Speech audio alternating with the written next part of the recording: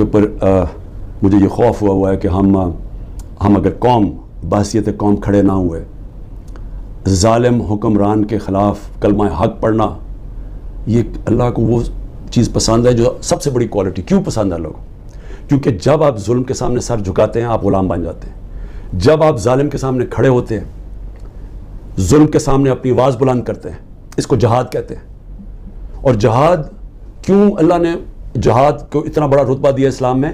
کیونکہ آزادی کے لیے آپ کرتے ہیں. کیونکہ اللہ کو پتہ ہے کہ آزاد انسانی کا پرواز اوپر ہے. میں نے آپ کو مثال دے دی کہ وہی لوگ ایسٹ جرمنی ویسٹ جرمنی آزاد لوگ اوپر چلے گئے، دوسرے نیچے چلے گئے. وہی کوریا کے north Korea south Korea, north Korea dictatorship وہ نیچے چلے گی، وہ خوشحال ہو گئے. تو ہمیں تو پتہ ہے دنیا میں کیوں لوگ جمہوریت کی اتنی بات کرتے ہیں، کیونکہ وہ آزاد کرتی ہے لوگوں کو. تو یہ جمہوریت نہیں ہے جو کراچی کا الیکشن ہوا ہے لوکل گورنمنٹ کا، یہ جمہوریت نہیں ہے، یہ ہر ڈکٹیٹر ایسے الیکشن کرواتا ہے. ہمیں ملک کے لیے سب کو فیصلہ کرنا پڑے گا کہ کیا ہم نے یہ ظلم کا نظام قبول کر کے اور اسے ڈر کے ہم نے گھروں میں بیٹھ جانا ہے اور یہ ظلم ہونے دینا ہے. تو یہ سمجھ جائیں کہ اس ملک کا کوئی مستقبل نہیں ہے. یا ہم نے پرامن، اور میں نے آج 27 سال سے کہہ رہا ہوں کہ شہری ہمیشہ پرامن احتجاج کرتے ہیں، شہری ہمیشہ حق کے لیے کھڑے ہوتے ہیں. زندہ قومیں اپنے حقوق کے لیے کھڑی ہوتی ہیں، زندہ قومیں انصاف کے لیے کھڑی ہوتی ہیں، کیونکہ انصاف کے ساتھ ہی آزادی آتی ہے. میں اس لوگوں کے اندر تھا جب برطانیہ کے اندر 20 لاکھ لوگوں نے سڑکوں کے اوپر پرامن احتجاج کیا. میں اس احتجاج میں شامل تھا 2003 میں، جب انہوں نے کہا کہ عراق کی جو جنگ ہے جو برطانیہ شرکت کر رہا ہے یہ ناانصافی ہے عراق کے لوگوں سے. برطانیہ کو فائدہ ہو رہا تھا، تیل کے لیے جنگ تھی، لیکن لوگوں نے، زندہ قوم نے کہا کہ ناانصافی ہے عراق کے لوگوں سے، اور وہ 20 لاکھ لوگ سڑکوں پر نکلے. یہ زندہ قوم ہوتی ہے.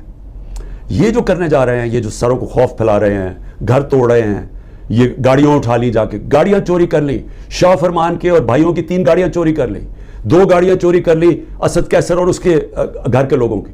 شاہرام ترقی ان کے گھر میں جا کے 2 گاڑیاں جا کے اٹھا کے لے گئے. پولیس چوری کر رہی ہے، جن کے گھروں میں جاتے ہیں وہاں چوری کر لے، لوٹ لیتے ہیں. میرے گھر میں جب یہاں آئے تھے تو جو چیز ملی چوری کر کے لے گئے.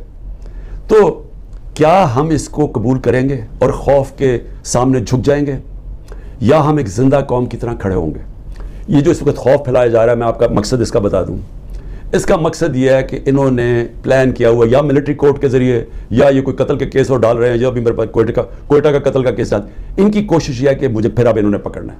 اس کے لیے گراؤنڈ تیار کر رہے ہیں کہ خوف اتنا پھیل جائے کہ جب آپ عمران خان کو پکڑیں تو قوم چپ کر کے بیٹھ جائے. یہ سارا پلان ہے. میں صرف آپ کو کہہ رہا ہوں کہ میں تو تیار ہوں جیل کے لیے، میں تو ہر چیز کے لیے تیار ہوں.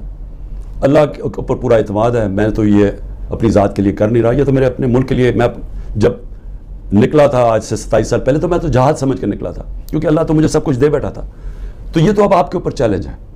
کیا آپ نے چپ کر کے ظلم ہونے دینا اپنے اوپر اور اپنا مستقبل ختم کرنا ہے، یا آپ نے پرامن احتجاج کرنا ہے اور سب نے مل کے کرنا ہے کہ یہ ظلم ہمیں قبول نہیں، ہم آزادی چاہتے ہیں، ہم حقیقی جمہوریت چاہتے ہیں. حقیقی جمہوریت کا مطلب حقیقی آزادی چاہتے ہیں.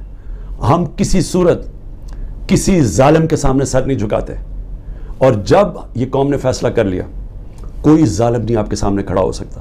وہ صرف تب تک کھڑا ہوتا ہے جب وہ سمجھتا ہے کہ آپ خوف کے بت کی پوجا کرتے ہیں. جب تک اس کے سامنے جھکے رہیں گے وہ آپ کے اوپر حاوی رہے گا.